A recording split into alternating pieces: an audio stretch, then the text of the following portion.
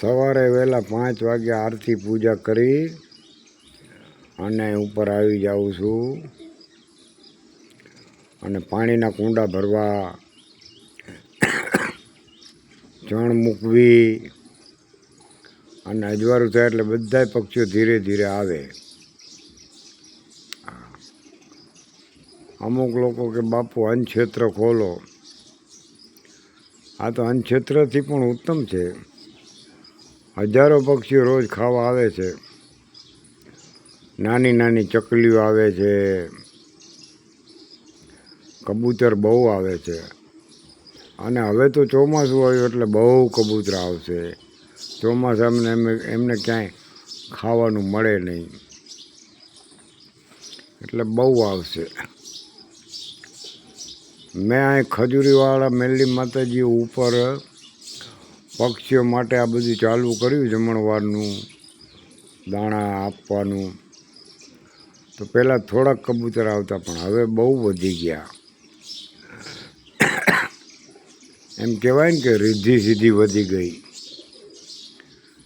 પણ આ રિદ્ધિ સિદ્ધિ તો વધી પણ એક બીજું ટેન્શન વધ્યું. ગાંડા બાપુ ક્યાં જાય રહ્યા? રિદ્ધિ સિદ્ધિ તો વધી પણ એક ટેન્શન વધ્યું. આ યુગ એવો છે ને કે આ દાણા તો આપણે ખવડાવીએ છીએ પણ બાજરો ખલાસ થાય તો શું કરશું, જુવાર ખલાસ થાય તો શું કરશું, કોને કહેશું, કોઈ આપશે કે નહીં આપે.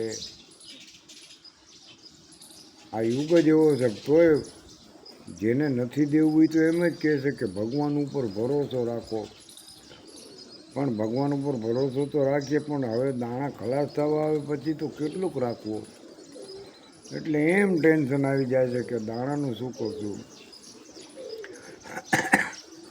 કોઈક કે તમારા ભજનમાં ખોટ છે. હવે આખી જિંદગી મેં આ જ ભજન કર્યું છે.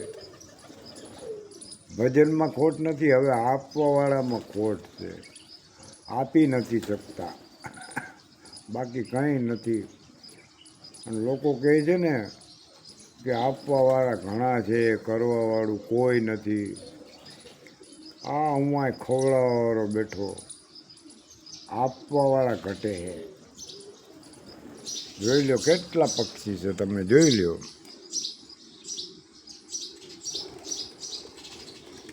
ખાઈ પીને પાણી પીને ઉડી જાય બધા.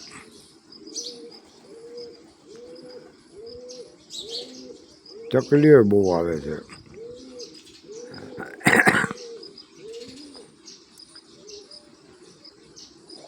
હાલો, ઓમ નમો નારાયણ, સીતારામ, જય માતાજી, જય માતાજી, જય માતાજી.